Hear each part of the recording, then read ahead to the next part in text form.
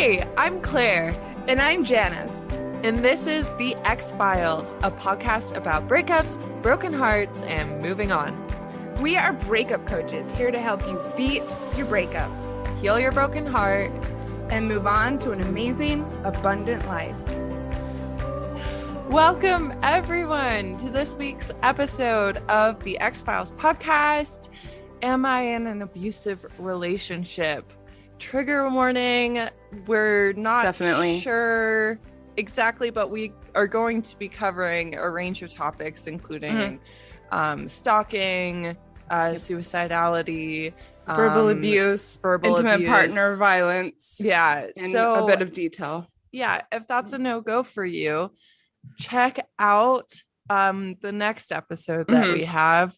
I think we'll be dropping it at the same time. That's the plan. And that will be all about, am I in a healthy relationship? And we will keep that one trigger free for everyone. So check that one out if this is going to be an issue for you. If not, keep listening. There's a lot of really good information in here. If this is a subject that is of interest of you and you would like to hear like personal story from a survivor and an expert in domestic violence, check out last week's episode with Ruth Glenn. We talked to her about her own story and her work as the president and CEO of the National Coalition Against Domestic Violence. And it's really a good episode. So sure is. She gave some wonderful information about domestic violence and went into a lot of detail about her own story as a survivor and how she came to be in this work. And she's an inspiration to so many people. Definitely check it out, episode 65, and check out the coalition. We are supporting them all month long because it's October, which is Domestic Violence Awareness Month. Yes. And they're doing great things to both spread the word about domestic violence and how prevalent it is, and promote legislation to protect victims and survivors, and a lot of other good things. So please, if you'd like to do something good this month, give them a donation, become a member. Check out their website. It's so full of such cool information. I love that website so much. Many resources on it. And of course, if you would like support with your breakup or starting over journey, please hit us up on our Instagrams.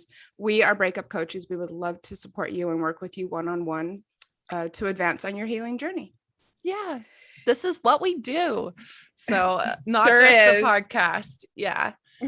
Awesome. So today we thought it would be good, in keeping with the domestic violence awareness theme for the month, to talk about what healthy and unhealthy relationships both look like, instead of just sticking with these labels that people toss on relationships. We thought it would be good to give some details. So today we are going to be talking about unhealthy relationships, which is why it comes with a trigger warning. We are going to get pretty specific. So why is this? We're going to talk about how society approaches domestic violence in this episode. But I know from my own experience as a survivor that I have been kind of shocked on many occasions to find out that people did not really take my story or my experience or my referring to my relationship as abusive until they found out that there was physical abuse involved. Or I cannot tell you the number of times that I've mentioned, because a lot of my life story up to this point has to do with the fallout from that relationship. So often, especially when I was overseas telling my health story, I would make reference to having been in an abusive relationship.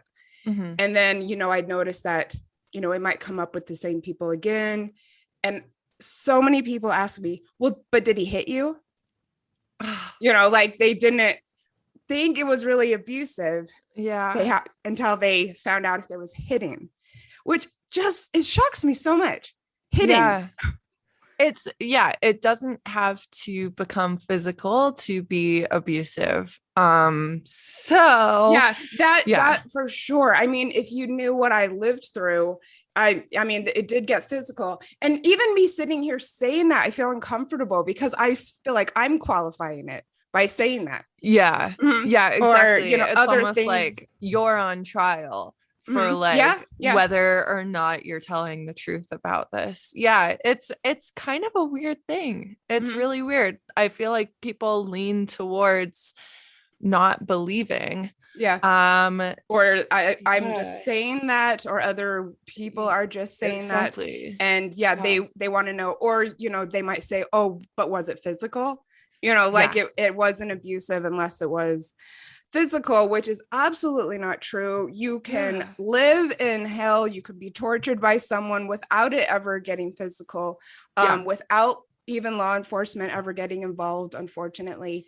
And because we are not specific about what unhealthy relationships look like, we thought it might be good to actually promote a discussion around it. Yeah. And a lot of discussions about unhealthy relationships are kind of simplified to calling the ex a narcissist rather than describing the behaviors and describing what the relationship looks like and what the experience of being in the relationship is. They're like, oh, I dated this narcissist and it was awful. And, someone can be toxic and someone can be abusive without being diagnosable as a narcissist. So you don't have to like diagnose people as this like kind of actually tricky diagnosis. And I think later this month we will be dropping an interview with Chris Gritty of the Nitty Gritty, who's kind of made it all about his TikTok, all about narcissism and defining the different types and helping victims of that, but also like talking about how it doesn't help people to just throw this term around. You can just call someone abusive. You can just call someone toxic, or explain what they did. Yeah, exactly. Instead of relying on these labels. Exactly. Yeah, because so that episode will get way more into it. So if you are like on Narc Talk or whatever, that's the episode for you. It'll drop in, I think, a couple weeks. So check that out when it comes out. But we'd rather use our platform here and our content on social media and etc. to label abusives as relationships as either abusive or not abusive. Like, we thought it would be useful to encourage discussion by providing more context about the behaviors that show up in both healthy and unhealthy relationships. We have loved creating free and accessible healing resources for people around the world who are looking for support on their breakups, broken hearts, and moving on journeys. Each day, we receive DMs from many of you who have let us know the positive impact X-Files is making in your life. Our vision for the second year of our show is something that we both feel so completely. We are looking forward to continuing to share useful resources each week, but also expanding our offerings to help people go more deeply with their healing and growth. Part of our vision is expanding the connection with our community. And to do that, we are thrilled to be launching the X-Files Patreon. Growing this aspect of our community will allow us to keep creating great content for everyone each week and also start developing even more healing resources and support. We would love for you to be part of the first group of the X-Files patrons. So head to the link in the show notes now to sign up for either the $5 or the $10 level. And we will both be looking forward to connecting with you very soon.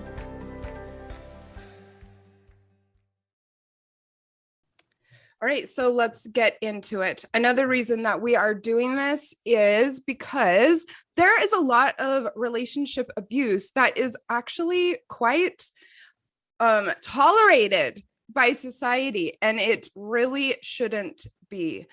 There are a lot of abusive behaviors that fall underneath the surface of what is defined as the domestic violence iceberg by the National Coalition Against Domestic Violence. I really think that this is a great analogy.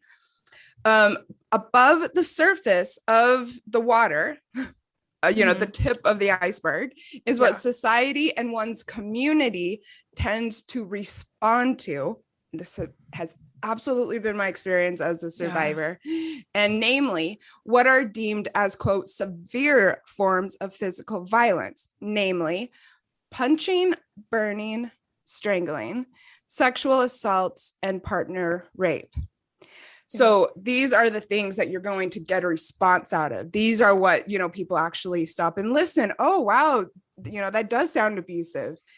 I would actually push back a little. I've been really surprised at hearing how people respond to partner rape. Yes, I was going to jump in and say that too. I cannot believe how people view partner rape. I had someone say these exact words to me. How can your boyfriend rape you? Yeah. A grown ass woman, not very long ago even. Yeah. And that's not, that's not on her so much as like society where it's just like, well, when you're in a relationship with someone, consent is just like always there because you're in a relationship. And it's like, no. Right. I mean, I guess, we're informed in different ways than a lot of people, but I would say, from my experience, that partner rape often falls underneath the surface of the water, along with other things that are overlooked and also approached with much less sympathy. And those are the things that we are going to discuss today. So that includes financial abuse, verbal abuse, sexual coercion, and emotional mental abuse.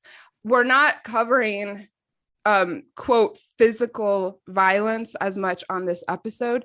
And I mean, personally, I just hope that everyone listening understands that any time that a person puts their hands on you out of anger or out of any other reason other than to be loving, that is physical abuse. Yeah. And I really don't think that that we need to go into any detail about that at all. I really wanted to use this episode to talk about what non-physical violence looks like. Yeah, definitely. So many of these actions are often tolerated and just like not even discussed by society.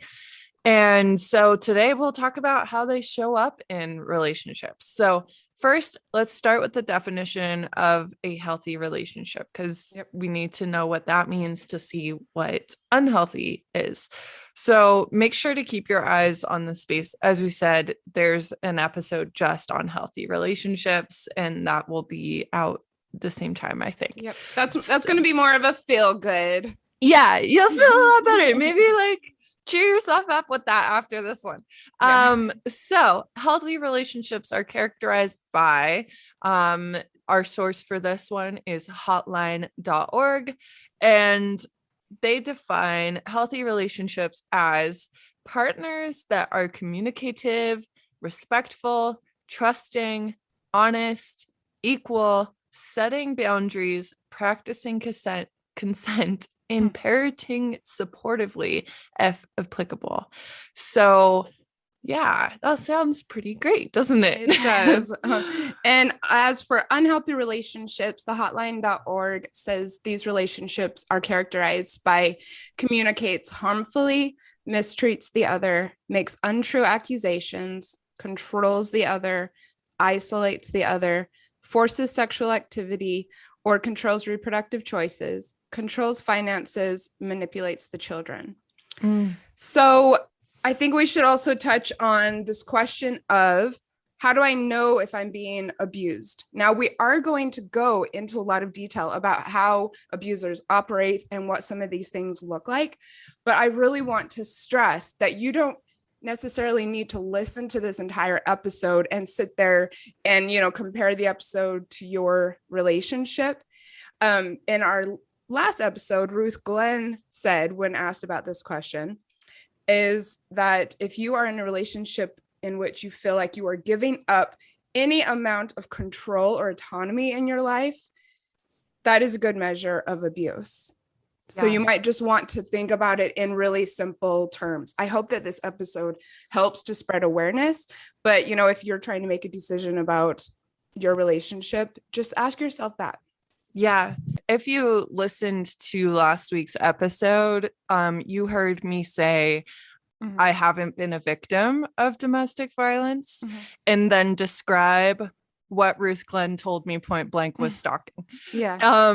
And the reason, this was like 9 years ago for me. So it's been a while, and it's been years of myself invalidating what I experienced, because like my friends didn't think it was abuse. Honestly, society probably didn't think it was abuse. And eventually I stopped feeling like I could even say it was abuse. Instead, like, this is the relationship that I refer to as he got kind of toxic after we broke up. That's how I refer to him. And so I'm pretty educated in this stuff. And even I was like, oh no, I haven't experienced anything like this. And so I just want to describe some of the things that happened to me that I didn't think was abuse. So he hacked my university account and dropped me from my classes twice.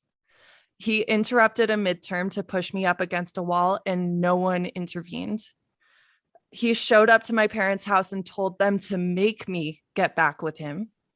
He sent his friend into my class to hand me a letter, and the friend told me to go fuck myself in front of my classmates because he had been told I was a cheater. It's humiliation. Yeah. Yeah. He threatened suicide multiple times when I refused to get back with him. A mutual friend told me, I'm not going to pick sides, but you should change your locks.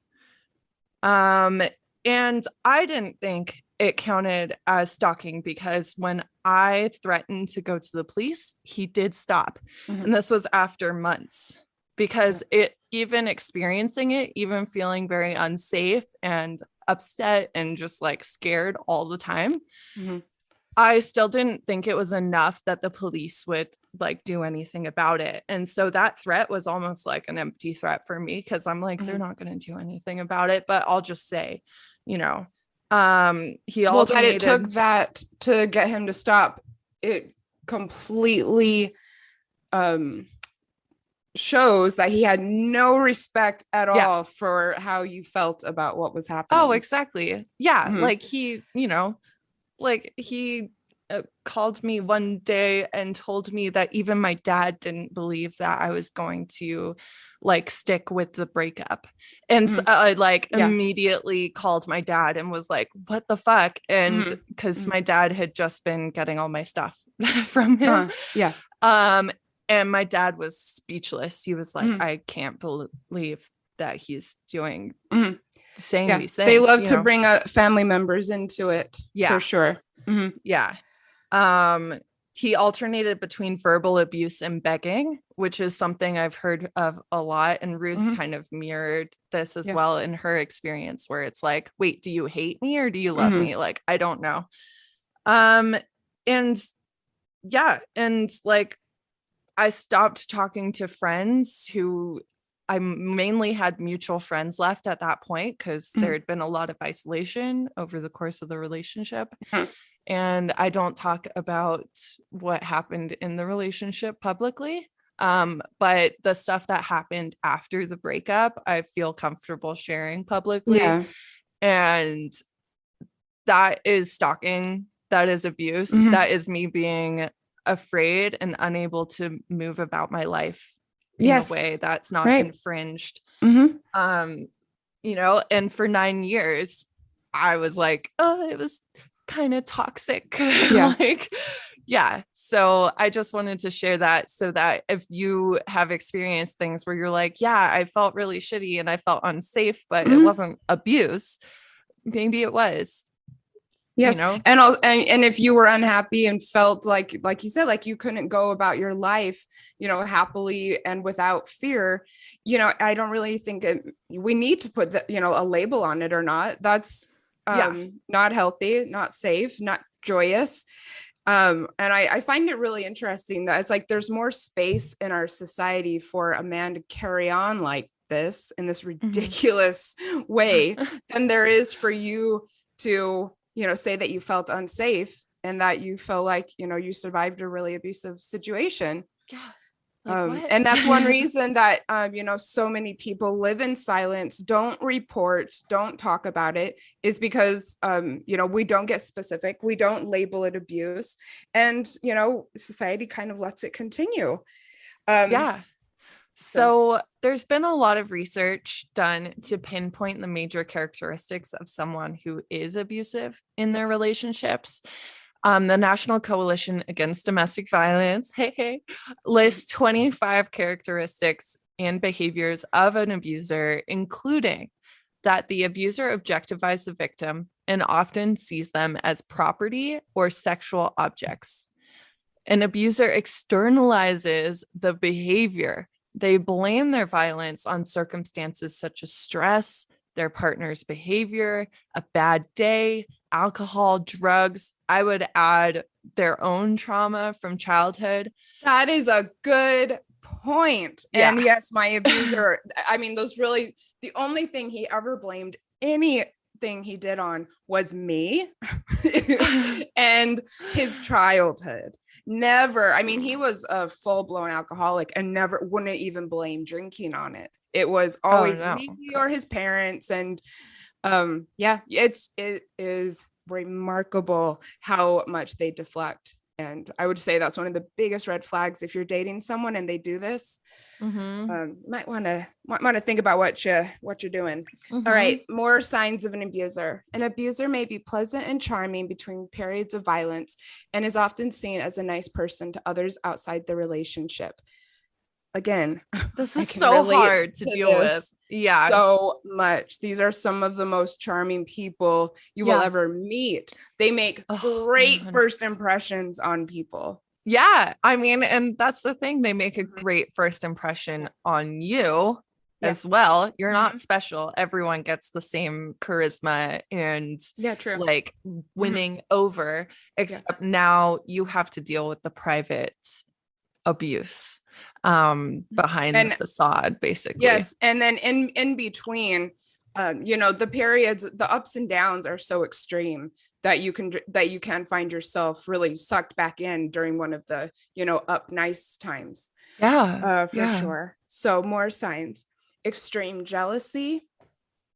It's not romantic, people. It's unpredictability, a bad temper, verbal abuse, antiquated beliefs about roles of women and men in relationships, sabotage of birth control methods or refusal to honor agreed upon methods, accusations of the victim flirting with others or having an affair, embarrassment or humiliation of the victim in front of others.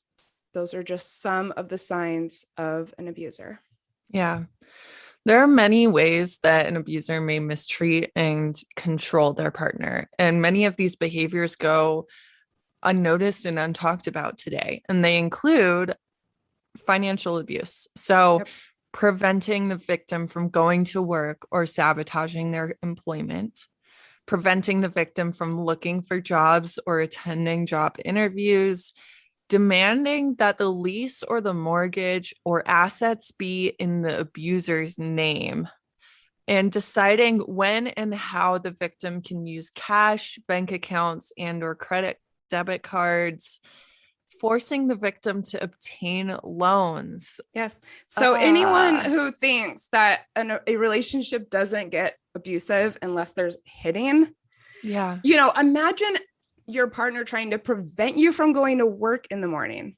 to a job that you need, love, whatever, or harassing you all day at work so you can't even perform. Oh yeah. I mean, that was huge. School was very hard after that relationship ended. Well, especially if he's going to drop you from your damn classes. He dropped me from my classes twice because the first time I was like, oh, it must have been it's got to be illegal. I mean, it doesn't even matter, but that's shocking. Or, in my case, I worked from home. My partner got it in his head that my business was stupid and would, stand over my shoulder and watch me work, just making belittling comments, just on and on and on, to the point that I couldn't even concentrate. Yeah. And then when I try and ignore him, taking my computer and not letting me work, if that doesn't sound abusive and like you can't, function day to day. Yeah. I think that you probably haven't experienced it. It's just as abusive as hitting, if you ask me. Yeah, that is crazy because that, like, if you tell someone those details, they're like, oh my God, I can't believe someone would do that. And I think, like, when I read these things, I feel like they can fly under the radar because it might be like your partner having a meltdown before you go to work and forcing you to stay home to like comfort them and stuff. Like, I feel like there's ways where what's that? It's that might be the case, but it's still, it's still financial abuse. It's still abuse, and it's still like it's happening consistently, and it's a pattern. Like I don't think it has to be where it's like he's standing, like over my shoulder making rude comments. Like, it could just be that he's like, oh, well, I need the laptop because mine is broken or whatever. And you're like, oh, this seems reasonable, but like I need to work. And it's like, but there's no like dialogue. There's no ability to be like, no, you can't have my laptop. I need this, Yeah. And that is often what it comes down to is, you're not able to say yes or no. Yeah. Other things I can think of, I think it's important that, they mention having the assets in the abuser's name. I know if my abuser got upset, he would sometimes lock me out, say that the apartment was in his name. I have no rights to it. Making a really big deal about taking you to a nice dinner. And then somewhere along the night, getting upset, ordering a bunch of stuff, refusing to pay. Oh my God. Imagine what that does to someone. Damaging property when we were out and refusing to pay and making me do it. So between 94 and 99% of domestic violence survivors have also experienced economic abuse. Yeah. And when it comes down to why don't they leave? If someone's controlling your finances to this extent, there were times that he drained my accounts because he got pissed off about something. Like, how can you really put a plan in place if you haven't really had financial autonomy for so long? Even though that he's the reason why, it just makes it more complicated. Yeah. And get this statistic: between 21 and 60% of victims of intimate partner violence have lost their jobs due to reasons stemming from abuse. Yeah. Which is sad. It's really sad. And it's not like, you're going to go to your boss and be like, I've been being abused. Yeah. Like, then, once you start telling people and you stay in it, it does become, really complicated. People are not very accepting of knowing that you're staying in a situation that you've deemed abusive. But I can definitely see how you could lose your job due to this. Probably you could as well. If you're, at work and, this person is harassing you constantly, you can't focus, you can't perform well. Or they're calling your work line all the time. Yes. And so then it's like your fault for using it for personal reasons. Yeah. It's not good. Up next. Right. So let's talk a little bit about sexual abuse in relationships. Between 14 and 25% of women are sexually assaulted by intimate partners during their relationship. Between 40 and 45% of women in abusive relationships will also be sexually assaulted during the course of the relationship. This is extremely common. It's extremely serious. And what it might look like is using fear, shame, guilt, threats, manipulation, or intimidation to force you to have sex, taking out anger or frustration with you during sex, forcing you to have sex when you have not given your consent. And that means even if you're in a committed relationship, you still have to say yes. Yeah. Unwanted touching, having sex with you when you're unconscious, switching from a consenting form of sex to an unconsenting form of sex. Yeah, you're right. Demanding sex when you're tired, sick, or injured, ignoring your feelings when it comes to sex, name calling with sexual epithets, and like maybe like transitioning to like rough sex when that wasn't something that you consented to. So those could all be sexual abuse.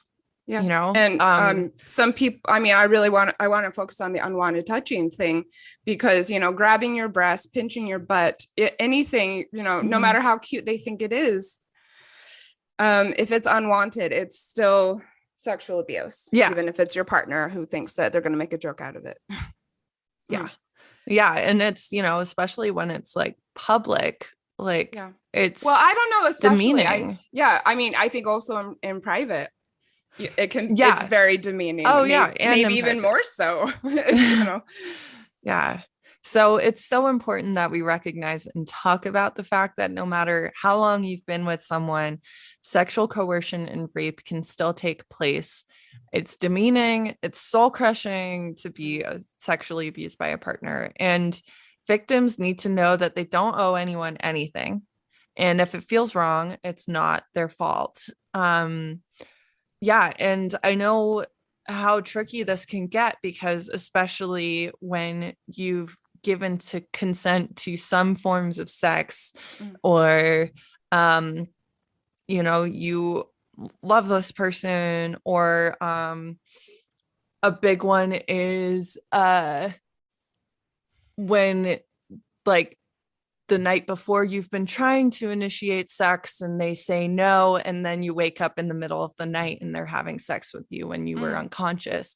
Like that's right. It's hard to wrap your head around in the moment and be like, oh, well, I really wanted sex 5 hours ago. Like I just didn't want it now.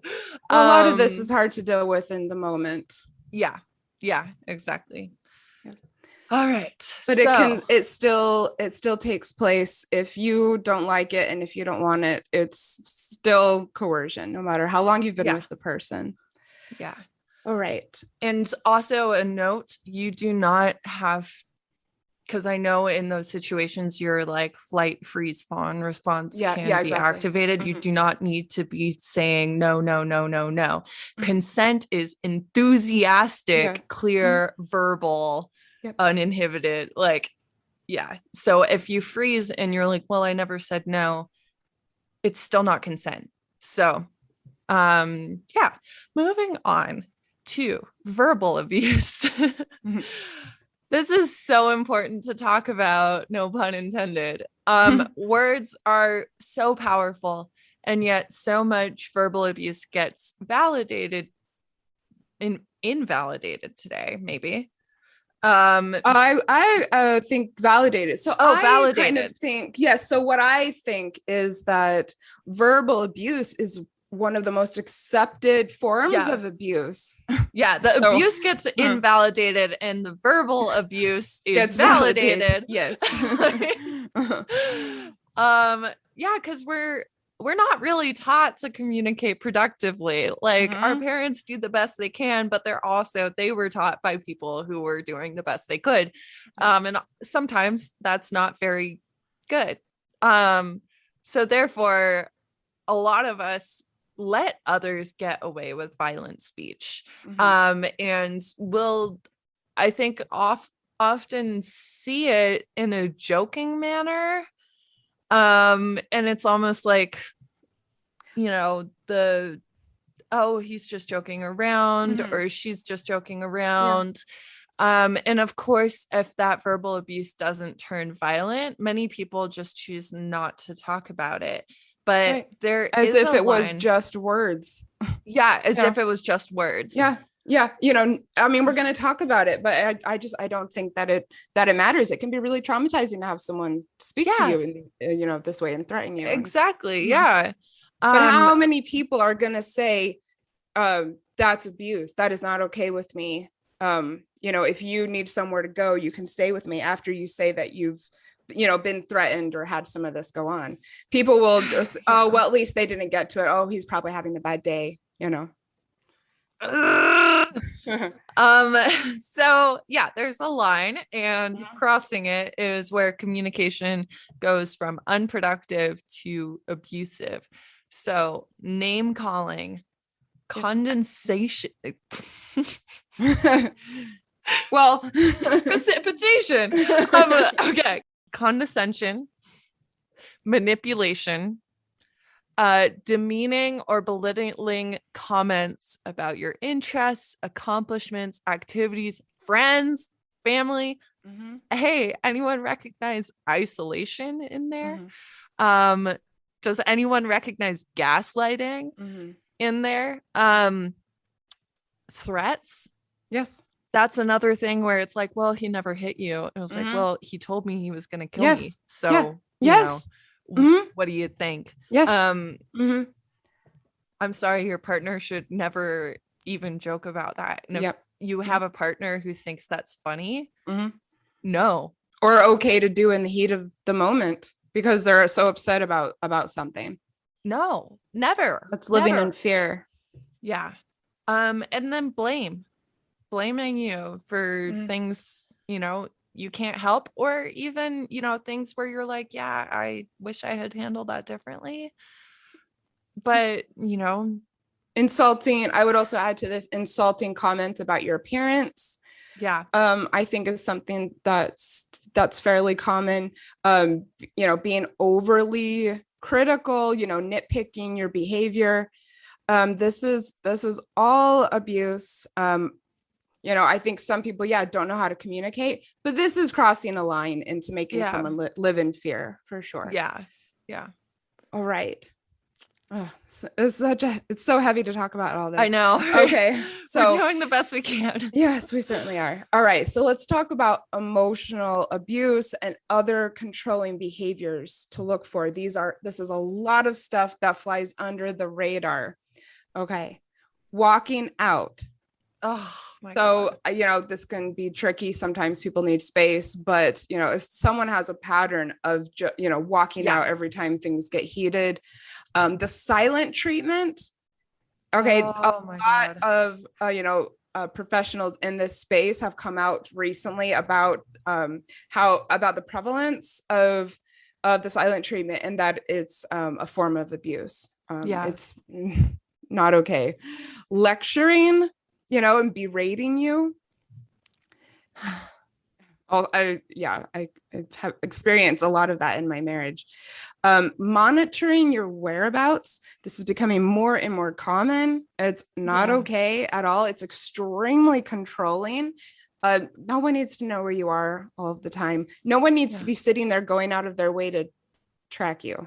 Gaslighting, outbursts, derogatory pet names, insults about appearance or trying to control your appearance, like I said earlier.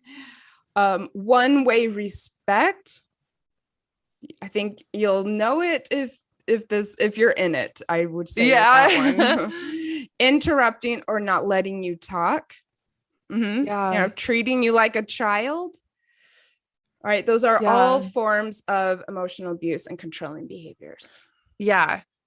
Walking out, silent treatment, and gaslighting. Those were like the three-pronged approach that that guy that I talked about would use inside of a relationship. Yeah. Like not even when things got heated. Like I asked him to like move something heavy and he packed his suitcase and left. Yeah. Yeah. Like my ex-husband was also really, really easy to get to set off. Yeah. Same. Yeah. I mean, you'd just be having a conversation and say something in the wrong way. And yeah, all of a sudden it's just like game over. Yeah. And also the threatening to leave and actually leaving over and over and over again. Yeah. You threatening to leave and pretending to leave, that's going to make someone just constantly feel vulnerable, constantly feel like they're walking on eggshells and have no, it just occurred to me, but you're not going to have any faith in the relationship that you're in and feel secure with this person who is doing this to you constantly. Which I do think if that's how you feel about your relationship, it's not just toxic. I think it could, be abusive. Yeah.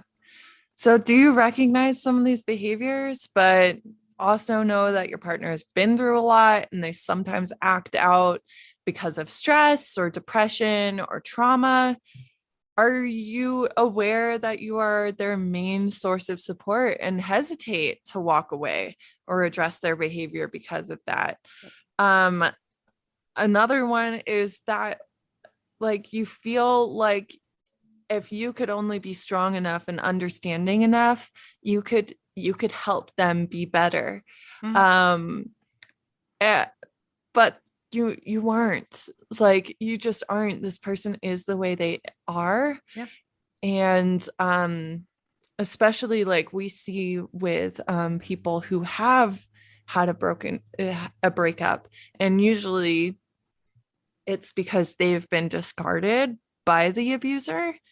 And they're left with this feeling of, I sacrificed so much for them. I put up with so much of their bullshit.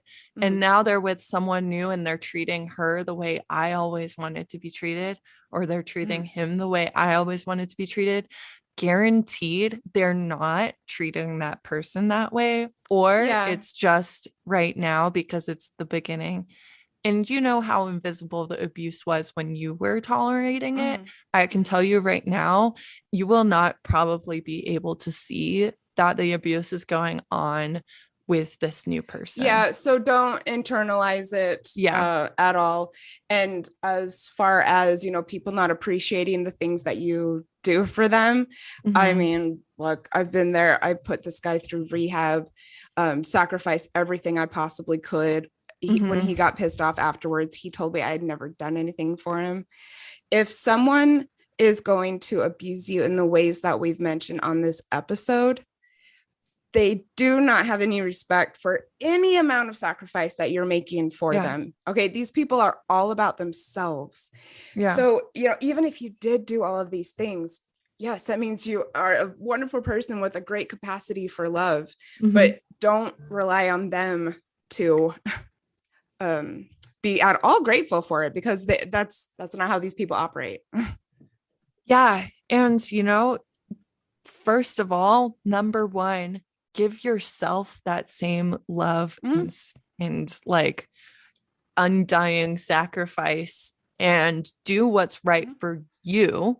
Yeah. And then two, once you're doing that and once you're putting yourself first and you're treating yourself how you've been, trying to like be for this abusive person, and your relationship with yourself is so much better and so much stronger, then you can find someone who actually not only deserves that love and loyalty and respect and just willingness to try anything.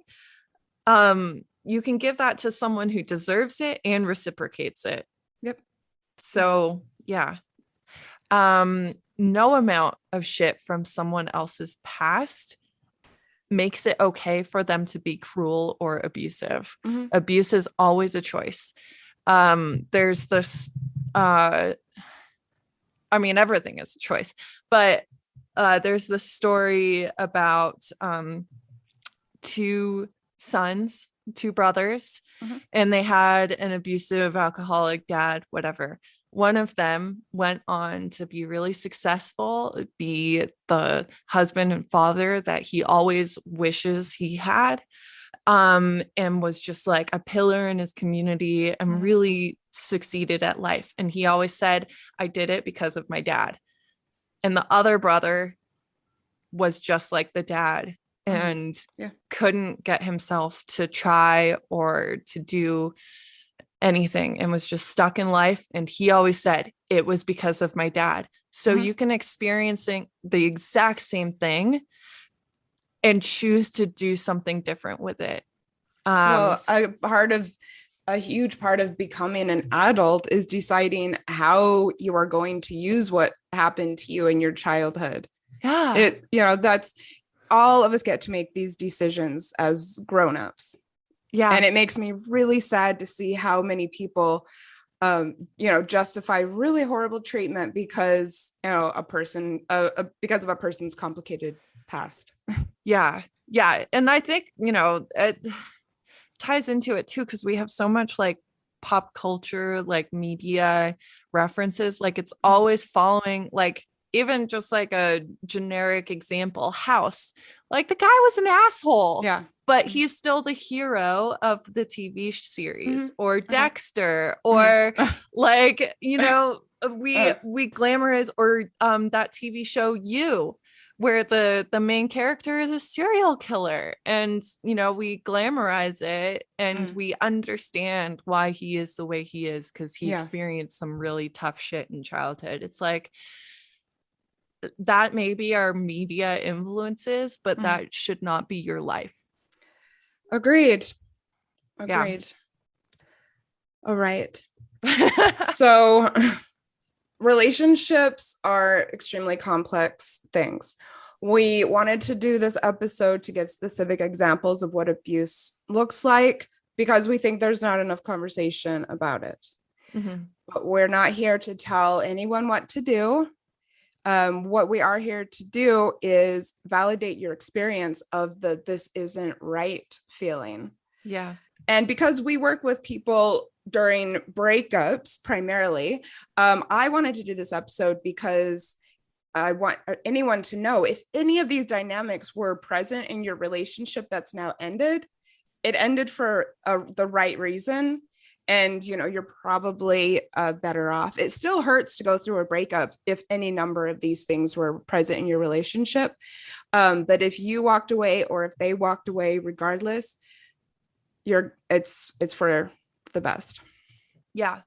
And also, if you are hearing some of these things and you're like, fuck, I've done those, please see a therapist. Like get some help. You do not have to always be this way. You do not always have to fall into these coping mechanisms. Abuse is never okay. And it's your responsibility to get the help you need to be a better person. And especially if you do want a loving long-term relationship, you're gonna need therapy. That would probably be beyond coaching scope. Absolutely. Yes, definitely. For sure. Yep.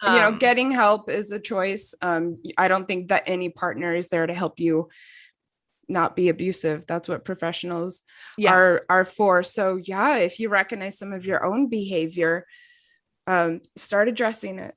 Yeah, sure. Exactly. And I think that would be a brave thing to do. Yeah, exactly. So it doesn't make anything you've done okay.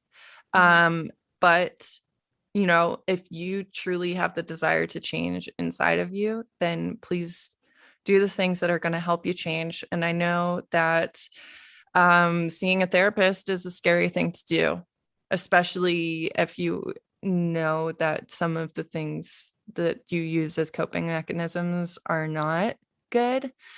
But just know, like, these are professionals who are very well trained. They're also some of the most understanding people who are not going to guilt and shame you about these things and instead are going to help you be better. So Yes. And same with if you have been the victim of some of these behaviors.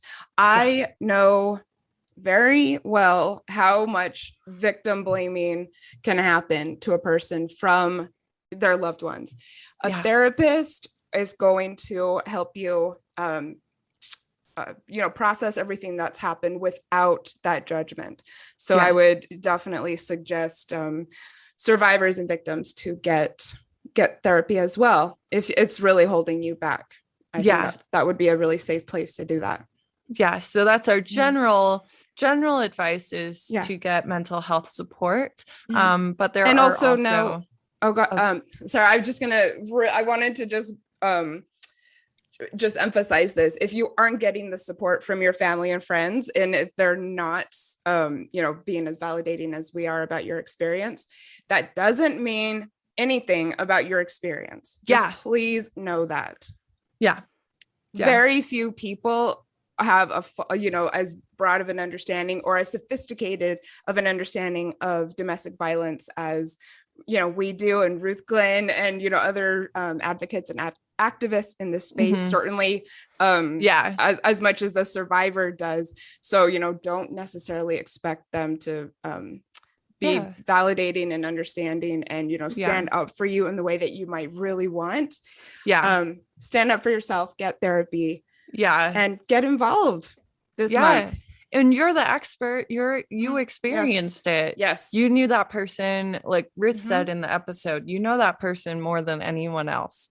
So you get to decide, yes, this was harmful. This was abuse.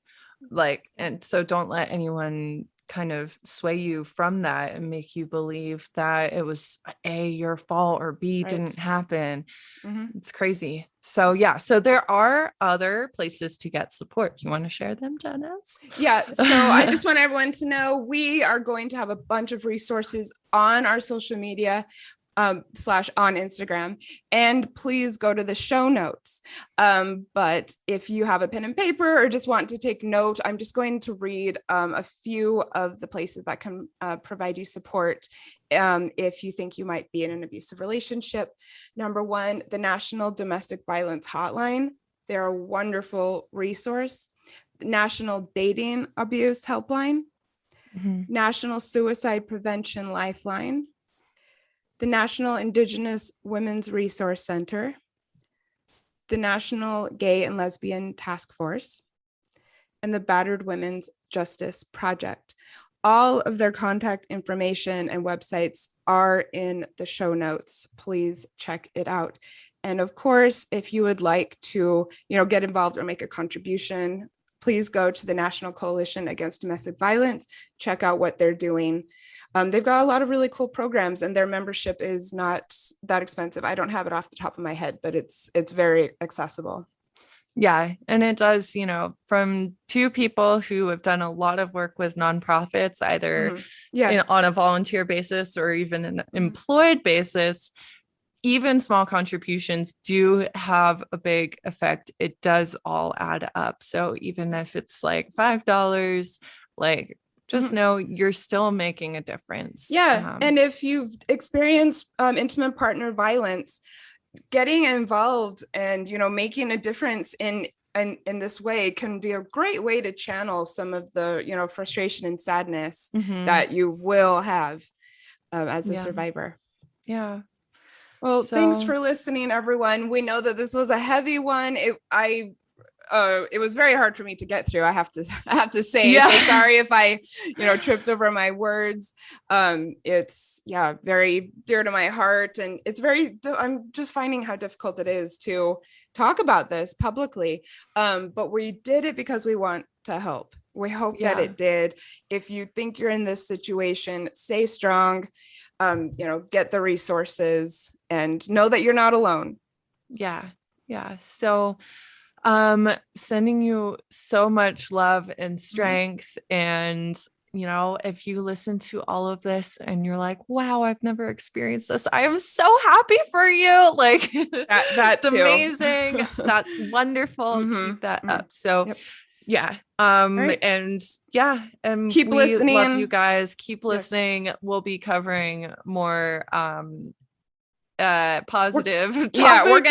gonna do a total 180 on part 2 of this. So keep listening. Thank you so much.